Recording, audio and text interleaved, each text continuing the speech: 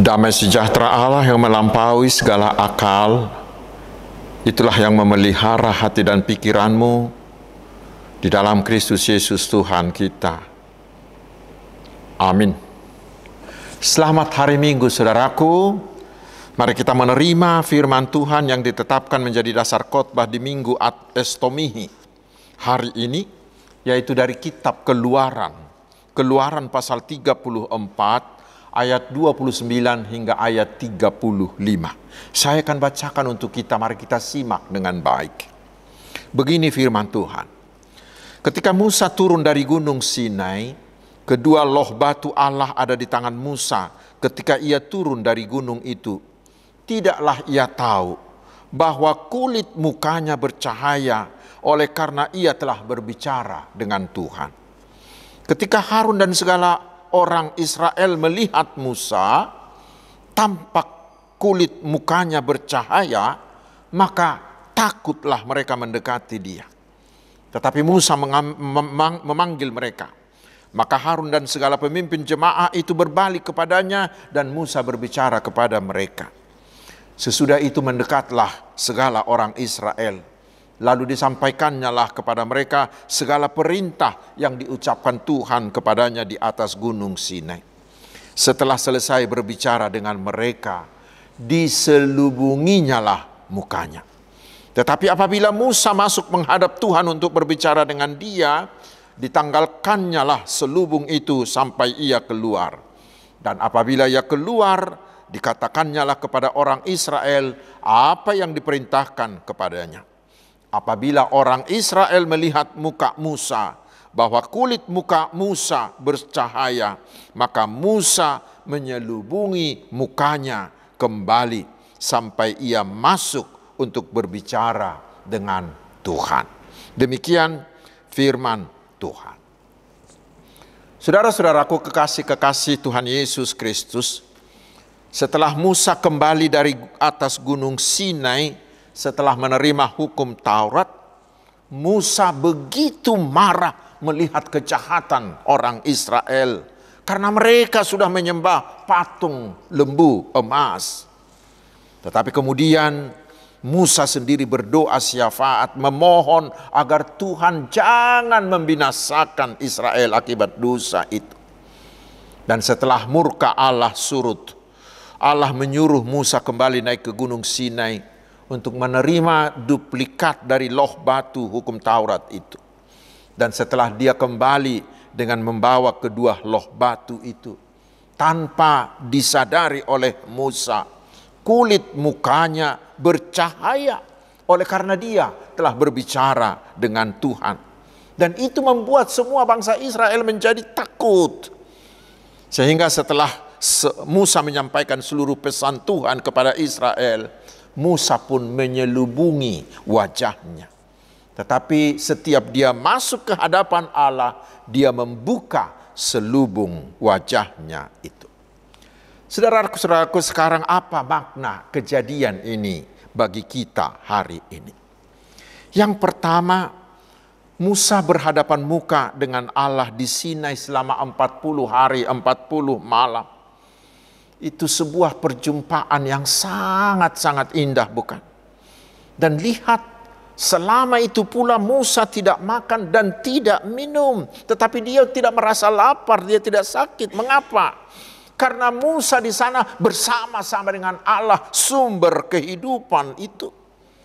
Bila kita sudah bersama-sama dengan Tuhan, maka urusan perut, urusan makan, urusan minum ini bukan lagi menjadi masalah. Karena Allah jauh lebih penting. Sama dengan firman Tuhan yang mengatakan, manusia bukan hanya hidup karena roti saja, tetapi oleh firman yang keluar dari mulut Allah. Saudara-saudaraku, firman ini juga mau mengingatkan kita betapa indahnya dan betapa nikmatnya bila kita mau memberi waktu kita untuk berduaan saja bersama dengan Allah. Bila kita mau memberi waktu untuk bersaat teduh, untuk bermeditasi, untuk bercakap-cakap, untuk bercengkerama dengan Allah. Rasakanlah saudaraku, pasti kita akan merasakan aliran sukacita memasuki hati kita, membuat kita begitu tenang, membuat kita menjadi bahagia.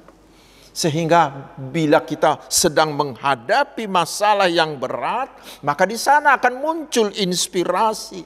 Bila kita sedang menderita, maka kita akan mendapat keteguhan, mendapat kekuatan baru.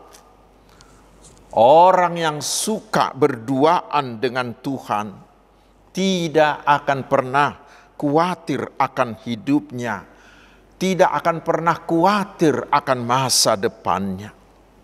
Karena itulah saudaraku, Kidung Jemaat kita nomor 454 itu mengatakan, indahnya saat teduh menghadap tahta Bapakku. Karena itu kita diajak, mari semakin rajinlah bersaat teduh, berduaan bersama-sama dengan Tuhan, mengalami perjumpaan secara pribadi dengan Tuhan. Dan yang kedua saudaraku, ini yang luar biasa. Ketika Musa turun dari gunung Sinai membawa kedua loh batu berisikan hukum Taurat itu, dikatakan wajahnya berubah. Wajahnya bersinar tanpa dia sadari. Kenapa? Karena dia sudah berbicara dengan Tuhan. Ayat 29. Itulah juga yang dikatakan oleh Paulus di epistel yang kita dengar tadi dari 2 Korintus 3 ayat 18 sampai 19. Dia menjadi serupa dengan gambar Allah. Saudara-saudaraku, itulah suruhan Tuhan bagi kita hari ini. Agar kita selalu rajin bertemu dengan Tuhan secara pribadi, sehingga kita bisa bersinar. Karena Yesus juga memerintahkan orang-orang percaya bahwa kita harus menjadi terang untuk mengusir kegelapan dunia akibat dosa. Ya, itulah nyanyian yang selalu kita nyanyikan, mengatakan Yesus menginginkan daku bersinar baginya. Lalu dikatakan bersinar, bersinar. Itulah kehendak Yesus. Tetapi saudaraku, itu tidak akan bisa kita lakukan dari diri kita sendiri. Karena kemanusiaan kita juga sudah penuh dengan dosa, penuh dengan kegelapan itu. Tetapi kita bisa menjadi terang hanya bila kita mau seperti Musa, yaitu menghadapkan wajah kita kepada Tuhan Yesus, terang dunia itu, melalui perjumpaan pribadi kita dengan Tuhan Yesus. Saudara-saudaraku, Tuhan mau memberikan cahaya kemuliaannya kepada Musa. Karena Musa itu hidup dengan saleh. Dan itulah juga kepada kita. Tuhan juga pasti akan mau memberikan cahaya kemuliaannya itu kepada kita bila kita juga mau hidup saleh, hidup kudus di hadapan Tuhan. Kesalehan yang sungguh-sungguh akan membuat wajah kita bercahaya, memancarkan kemuliaan Allah. Sehingga orang-orang di sekitar kita akan melihat cahaya kemuliaan Tuhan di wajah kita. Tetapi saudaraku, sebagai seorang percaya yang percaya kepada Tuhan Yesus, justru kita punya kelebihan dari orang-orang Israel. Karena Israel di dalam nats ini dikatakan hanya Musa yang Tuhan berikan cahaya kemuliaannya itu. Karena hanya Musa yang diperkenankan bertemu langsung dengan Allah. Umat Israel tidak boleh. Umat Israel hanya boleh bertemu dengan Tuhan hanya melalui embun, melalui guntur. Dan itu justru membuat Israel menjadi takut. Karena itulah Musa harus menutupi wajahnya. Tetapi bagi kita orang-orang percaya, dikatakan Tuhan Yesus telah membuka selubung penutup itu. Di dalam Tuhan Yesus kita sudah bisa langsung berbicara dengan Allah kapan saja, di mana saja, dalam keadaan apa saja. Langsung, tanpa perantara yang lain selain dari Tuhan Yesus. Sehingga saudaraku, seperti sudah kita dengar di bagian pertama tadi, bila kita mau hidup saleh, hidup dalam kekudusan, dan bila kita mau secara rutin mengadakan perjumpaan secara pribadi dengan Tuhan kita Yesus Kristus, maka sinar kemuliaan Tuhan itu akan terpancar di wajah kita. Wajah kita akan bersinar penuh kemuliaan Tuhan. Sama seperti yang dikatakan oleh orang-orang Kalkuta kepada Bunda Teresa, di wajahmu kulihat Yesus. Orang akan melihat wajah Yesus di dalam wajah kita bila kita mau menampakkan, bila kita mau berhadapan muka dengan Yesus melalui ibadah-ibadah pribadi kita. Karena itu saudaraku, sekali lagi, berikanlah lebih banyak waktumu untuk bertemu dengan Tuhan secara pribadi, dengan bersaat teduh, dengan bermeditasi. Dan berikutnya, sebagai hasil dari hal pertama dan yang kedua tadi, dikatakan itu akan membuat orang takut kepada kita. Karena cahaya kemuliaan yang Tuhan berikan kepada Musa, itulah kredensi, itulah surat ketetapan, itulah menjadi stempel Allah yang bisa dibaca, yang bisa dilihat oleh semua bangsa Israel, bahwa Musa itu adalah benar-benar utusan Allah, benar-benar suruhan Allah. Sehingga Israel tidak boleh berlaku sembarangan lagi kepada Musa. Walaupun kemudian Israel itu terus bersungut-sungut, terus melawan Musa, karena memang bangsa itu adalah bangsa yang tegar tengkuk. Saudaraku, apa yang dialami Musa ini juga akan bisa kita alami. Bila kita mampu menampakkan sinar kemuliaan Tuhan dalam hidup keseharian kita, pasti orang-orang lain juga akan, tanda kutip, takut, akan menghormati kita. Karena dengan itulah orang akan melihat bahwa Tuhan Yesus dan kuasanya itu ada dalam diri kita, seperti yang dilihat orang Kalkuta di dalam diri Bunda Teresa tadi, seperti yang dilihat oleh orang banyak pada Petrus dan pada rasul-rasul lain, seperti yang bisa kita baca di Kisah Rasul 4 ayat 13 itu. Saudara-saudaraku, orang-orang Kristen yang hidup di dalam kekudusan dan yang selalu memiliki perjumpaan secara pribadi dengan Tuhan Yesus, orang-orang seperti itulah yang dibutuhkan saat ini, saudaraku. Di tengah-tengah zaman yang semakin edan ini, di tengah-tengah zaman yang semakin jauh dari kekudusan ini, dibutuhkan orang-orang seperti Musa ini.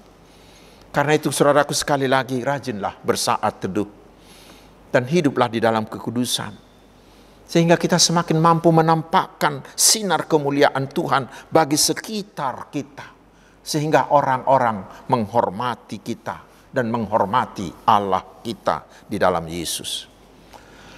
Dan yang selanjutnya, Musa tidak menyadari kulit wajahnya sudah bersinar. Hanya Harun dan Israel yang melihatnya. Tetapi karena itu, Musa mau menyelubungi wajahnya itu. Apa artinya itu bagi kita, saudaraku? Melalui perbuatan tersebut, Musa mau mengajari kita bahwa bila Tuhan memberi kita kekhususan, bila Tuhan memberi kita sesuatu kelebihan, sesuatu keistimewaan yang tidak dimiliki orang lain, ingat saudaraku, jangan sombongkan itu. Karena itulah ada penafsir menyebut peristiwa ini sebagai penyembunyian yang terpuji. Semua kehebatan, semua keistimewaan, semua kelebihan yang kita miliki, yang kita terima dari Tuhan, harus kita sembunyikan, harus kita tundukkan ke bawah tangan Tuhan yang memberinya. Sehingga Tuhan yang dipermuliakan karena itu, bukan kita. Semakin Tuhan memberi, kita harus semakin rendah hati. Biarkanlah hanya orang lain yang melihatnya, bukan karena kita menyombongkannya. Bila Tuhan memberi kita sebuah keistimewaan, saudaraku, ingatkan dirimu, sebenarnya kita ini bukanlah orang yang layak menerimanya. tetapi Tuhan sendiri yang memberinya sebagai anugerah. Karena itu biarlah hanya Tuhan yang dimuliakan. Saudara-saudaraku yang dikasihi Tuhan Yesus Kristus, Harun dan Israel menjadi takut melihat wajah Musa yang bersinar. Padahal sebenarnya itu adalah berkat bagi mereka. Karena itu menunjukkan bahwa Musa itu benar-benar orang yang dipilih, yang diperkenankan Tuhan untuk memimpin mereka. Tetapi mengapa Harun dan mengapa bangsa Israel menjadi takut terhadap Musa? Yaitu karena mereka merasa sudah menyadari dosanya dengan membuat dan menyembah patung lembu emas itu. Sehingga mereka takut, jangan-jangan melalui wajah Musa yang bersinar ini Tuhan akan memurkai, akan menghukum mereka. Itulah saudaraku ketakutan karena rasa bersalah. Dan tentang ini seorang penafsir terkenal, Matthew Henry, mengatakan begini: kekudusan akan mengundang kehormatan, tetapi perasaan berdosa membuat orang menjadi takut terhadap sesamanya, walaupun sebenarnya dia adalah berkat bagi mereka. Wajah Musa yang bersinar itu sebenarnya adalah berkat bagi orang Israel. Tetapi Israel menjadi takut karena itu. Mengapa? Karena mereka merasa berdosa. Tetapi saudaraku, selanjutnya Musa mau menyelubungi wajahnya agar Israel tidak selalu ketakutan bila ketemu dengan dia. Artinya Musa mau menyelaraskan dirinya, menyesuaikan dirinya terhadap kebutuhan umat yang dipimpinnya. Ini menjadi pelajaran bagi kita. Agar kita ketika kita diberi tugas menjadi pemimpin, kita tahu apa kebutuhan anggota kita. Kita harus mau membuang segala hal yang membuat mereka takut terhadap kita. Sehingga mereka mau terbuka terhadap kita. Sama seperti yang Paulus katakan di 1 Korintus 9 ayat 20. Bahwa Paulus itu mau menjadi Yahudi bila dia di antara orang-orang Yahudi. Dia mau seperti orang-orang yang berhukum Taurat ketika dia berada di tengah-tengah orang-orang yang berhukum Taurat. Mengapa? Agar dia bisa membawa mereka kepada Kristus. Saudaraku, dalam istilah penginjilan, inilah yang disebut dengan metode penginjilan dengan persahabatan. Dengan membuat mereka menjadi sahabat kita, maka kita akan lebih mudah memberitakan Injil kepada mereka. Sebaliknya, bila kita memaksakan kehendak kita bagi mereka, maka itu sama dengan kita sudah mengusir mereka dan tidak akan pernah datang kepada Yesus. Tetapi saudaraku, selanjutnya setiap Musa akan menghadap hadirat Tuhan. Dikatakan dia membuka selubung itu, ayat 34. Itu mengingatkan kita agar setiap kali kita datang menghadap hadirat Tuhan, tidak boleh ada selubung-selubung. Kita harus membuang seluruh topeng-topeng penyelubung. Tidak boleh ada yang kita sembunyikan. Tetapi kita harus benar-benar terbuka, membuka semua diri kita, membuka semua hidup kita, terutama membuka semua dosa-dosa kita. Karena toh juga Tuhan tahu bagaimanapun kita pintarnya menyembunyikannya. Itu yang dikatakan nyanyian kita. Di depan mata Yesus, kubuka kehidupanku. Tuhan paling tidak suka dengan orang yang berselubung. Tuhan paling tidak suka dengan orang-orang yang munafik. Tetapi semakin kita terbuka kepada Tuhan, maka Tuhan akan semakin menerima kita, bahkan akan semakin merangkul kita.